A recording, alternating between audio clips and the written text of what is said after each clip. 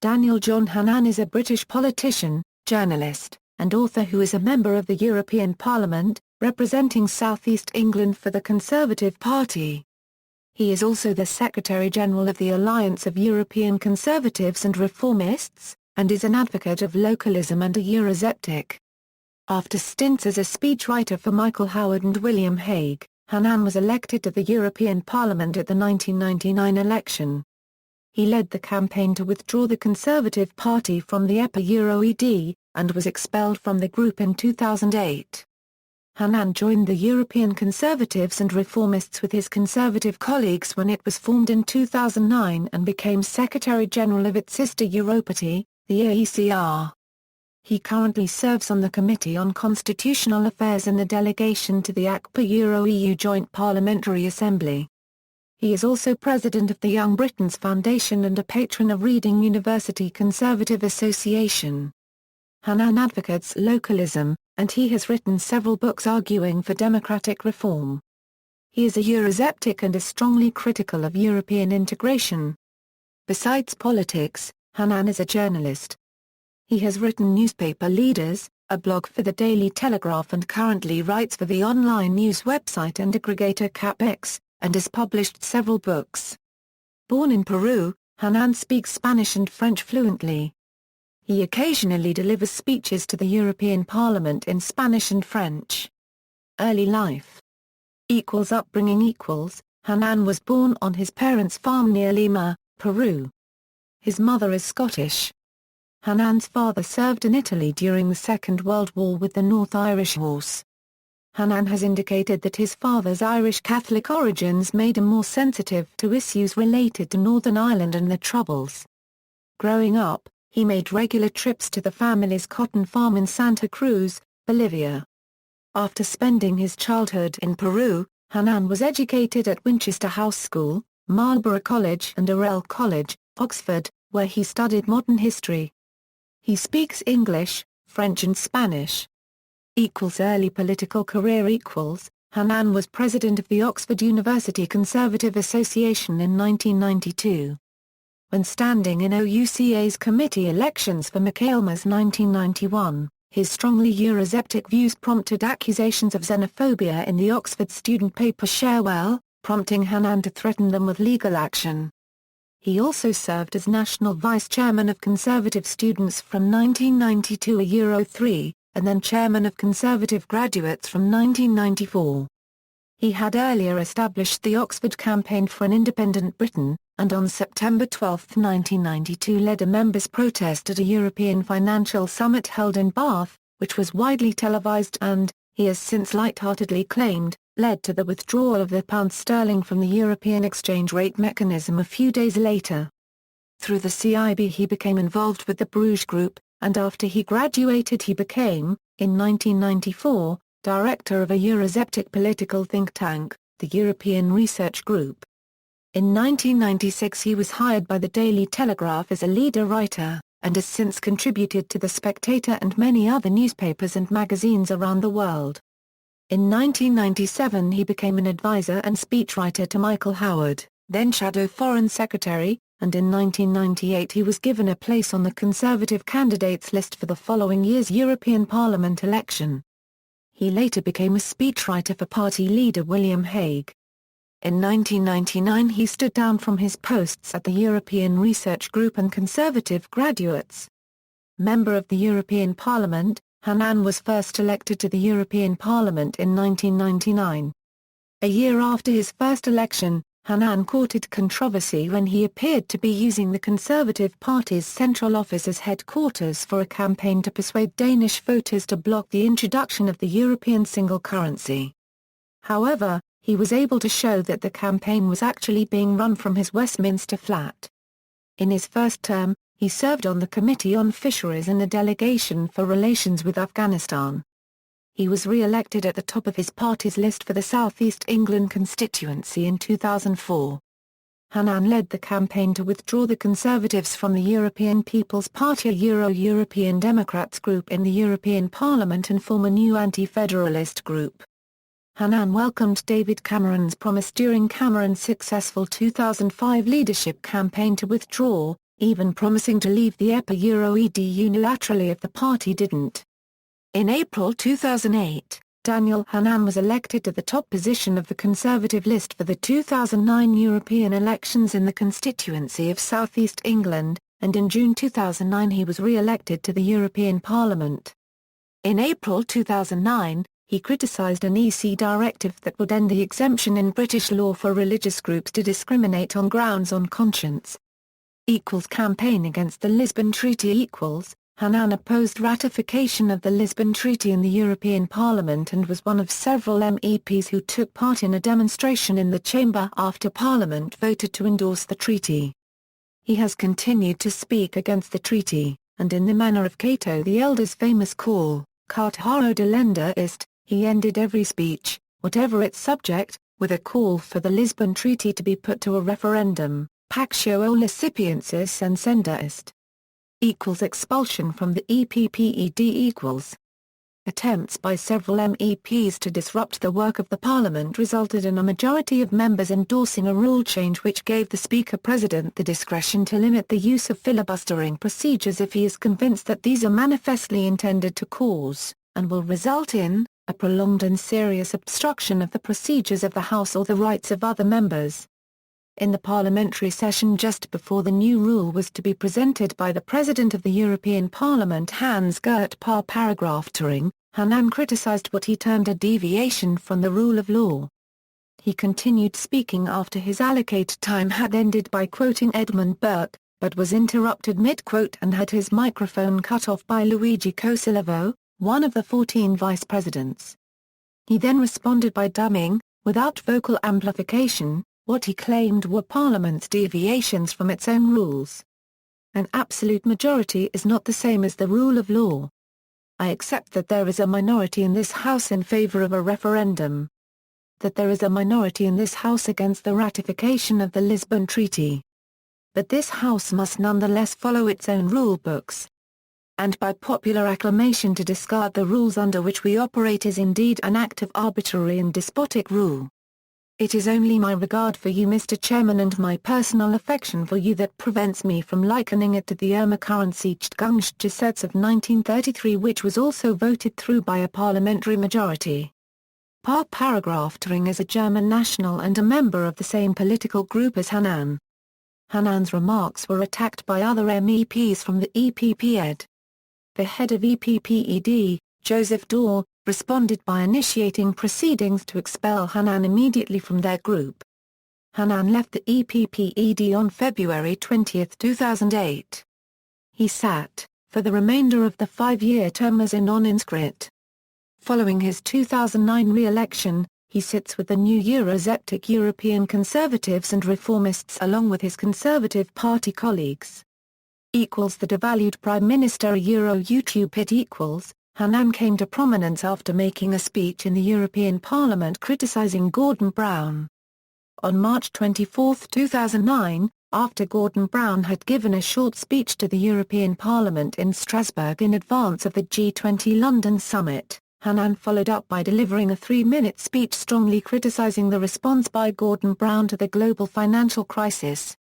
He finished the speech with the phrase, "the devalued Prime Minister of a devalued government," which was a quote from a speech by Labour Party leader John Smith criticising then Prime Minister John Major in 1992. A video clip of the speech went viral on YouTube that evening, attracting more than 630,000 views in 24 hours. It became the most viewed today YouTube video worldwide 2 consecutive days. Hannan was invited to appear on several shows on American cable news channels, including Fox News and MSNBC. He appeared on television program Hannity via video link at 9 p.m. Eastern Standard Time on the same day, and on the Glenn Beck program the following day. He also appeared on Your World with Neil Cavuto, where he stated he would have voted for Ron Paul in the 2008 presidential election had he been an American citizen. The main British television channels, particularly the BBC and ITV, gave the speech fairly limited coverage, for which they faced some criticism from Conservative MPs and a handful of viewers. Conservative MP Nigel Evans stated that their lack of coverage rendered YouTube the ultimate in public service broadcasting. As of July 2012, There had been almost 3 million views of the clip. ECR and AECR . Hannan was re-elected in the 2009 European election, having been voted by party members to top the Conservatives list in South East England. After the election, the Conservatives united with other anti-federalist, centre-right parties to form the European Conservatives and Reformists, for which Hannan had campaigned. Hannan was appointed the group's legal spokesperson. He resigned this position on November 5, 2009, after David Cameron announced that he wouldn't hold a referendum on the Treaty of Lisbon, saying that he wanted to concentrate on campaigning for a referendum. However, he accepted Cameron's decision, provided that a referendum on European integration was held. Hannan became the first Secretary-General of the ECR-affiliated European political party the Alliance of European Conservatives and Reformists when it was founded on October 1, 2009.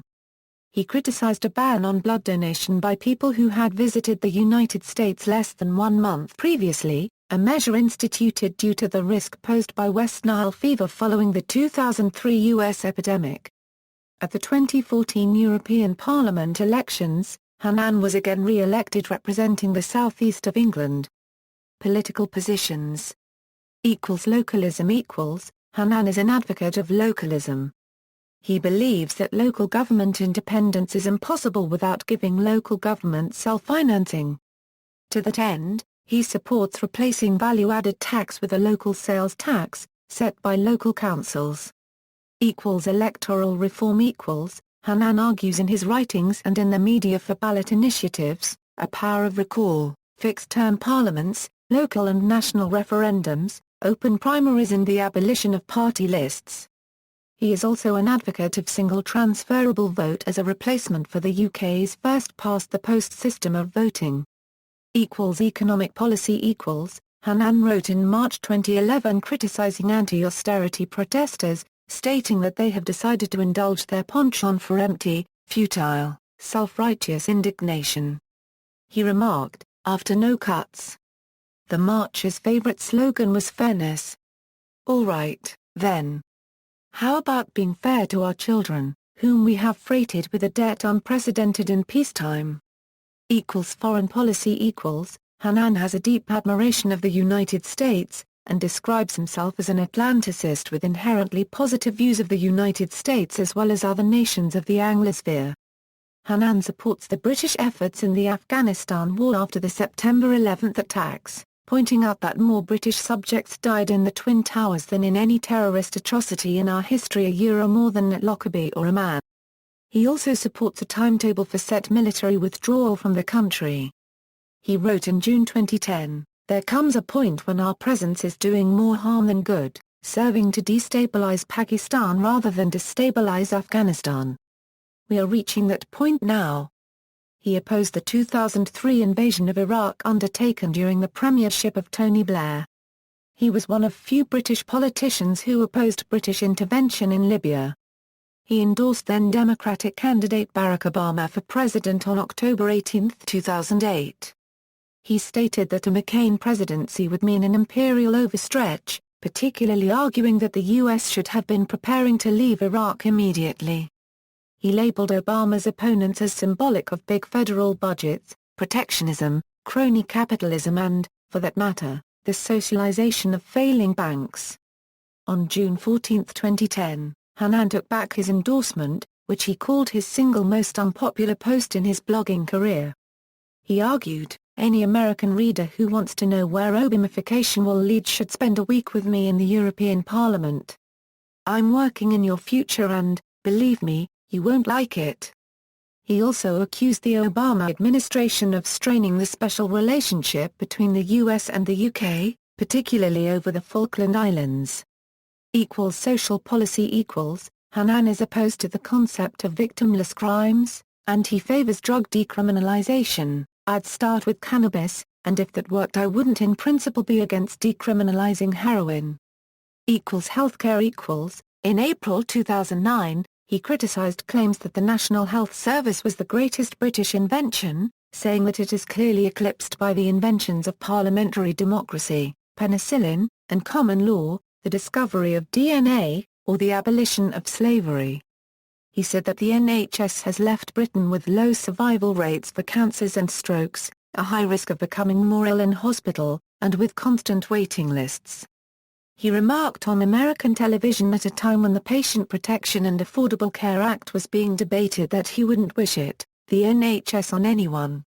David Cameron, who had said that his priorities were three letters, NHS, distanced himself from Hannan's remarks, saying that Hannan has some rather eccentric points of view. Writing in The Telegraph, Hannan said of the media storm provoked by his comments. On a visit to the US, I was asked by an interviewer whether I would recommend a British-style healthcare model, paid for out of general taxation. I replied that all three parties were devoted to the NHS, and that it had public support. But I didn't want to dissemble. I have for years argued that Britain would be better off with a Singapore-style system of personal healthcare accounts. So I cautioned against nationalisation, citing international league tables on survival rates and waiting times. At the same time, he made the wider point that, we seem to have lost the notion that a backbencher speaks for himself. I like David Cameron, and want him to be Prime Minister, not least so that Britain stops racking up debt. But the idea that I therefore agree with him on every issue is, when you think about it, silly. Enoch Powell. It was reported in August 2009 that Hannan has praised the Conservative politician Enoch Powell as somebody who understood the importance of national democracy, who understood why you need to live in an independent country and what that meant, as well as being a free marketeer and a small government conservative. However, he is also on record as saying, for what it's worth, I think Enoch Powell was wrong on immigration. The civil unrest that he forecast, and that many feared in 1968, didn't materialize. Britain assimilated a large population with an ease that few countries have matched. Being an immigrant myself, I have particular cause to be grateful for Britain's understated cosmopolitanism. Writing on the Telegraph website, Mr. Hannan said, Euro unregistered trademark. I'm surprised that no one has picked up on the thing that I most admire about Enoch Powell, namely his tendency to ignore conventional wisdom and think things through from first principles. Like Rowan Williams, he always did his hearers the courtesy of addressing them as intelligent adults. Both men regularly got into trouble in consequence, either because they were genuinely misunderstood or because their detractors affected to misunderstand them. Neither responded by dumbing down. That, in politics, takes a special kind of integrity. UKIP. In spring 2012, Hannan suggested that an accommodation be made between the Conservative Party and the UK Independence Party, something he has done repeatedly since.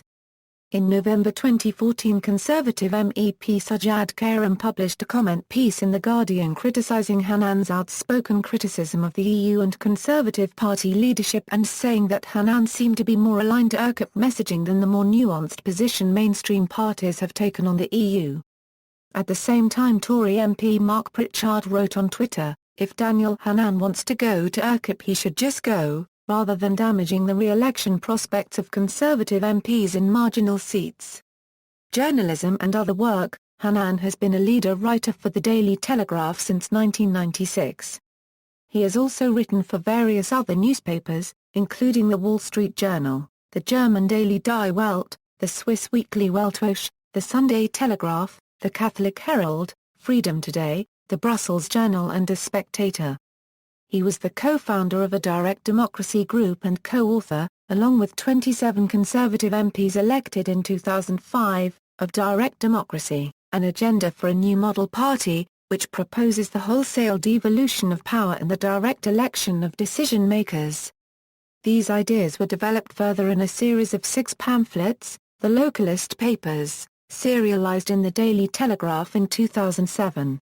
Awards and distinctions. In 2009, Hannan was awarded the Bastiat Prize for Online Journalism for his Telegraph blog. He was shortlisted for the Orwell Prize in Blogging in 2011. In 2014, Hannan won the Political Books Awards Polemic of the Year award, for his book How We Invented Freedom and Why It Matters. He won Speech of the Year at the 2009 Spectator Awards, for his Gordon Brown speech in the European Parliament. He has been named by The Telegraph as one of the 100 most influential people on the centre-right in the United Kingdom for the last 4 years, peaking as the 10th most influential in 2009. This was up from 86th in 2008. He fell to 33rd in 2010, followed by 38th in 2011. Bibliography: How We Invented Freedom and Why It Matters. London, Head of Zeus 2013. ISBN 9781781857533. A Doomed Marriage, Britain and Europe. London, Notting Hill Editions. 2012. ISBN 978-1-907-90322-9. Why America Must Not Follow Europe. New York, Encounter Books. 2011. ISBN 978-1-59403-560-9. The New Road to Serfdom, A Letter of Warning to America. London, HarperCollins 2010. ISBN 978-0-06-195694-2. The Plan, 12 Months to Renew Britain. Douglas Carswell. Lulu.com. 2008. ISBN 978-0-9559799-0-3. Direct Democracy, An Agenda for a New Model Party. Douglas Carswell. 2005. ISBN 978-0-9550598-0-3. The Case for EFTA. London, Bruges Group. 2004. ISBN 978-0-9547087-3-3. What If Britain Votes No? 2002. The Euro, Bad for Business. London, European Research Group. 1998. A Guide to the Amsterdam Treaty. London, European Research Group. 1997. The Challenge of the East 1996. Towards 1996, Britain in a Multi-Speed Europe. London, Institute for European Defence and Strategic Studies 1994. ISBN 978-0-907967-54-5. Time for a Fresh Start in Europe. London, Bough Publications 1993. ISBN 978-0-86129-073-4. References. External links: Daniel Hannan's blog, profile at European Parliament website, video of his attack on Gordon Brown, appearances on C-SPAN.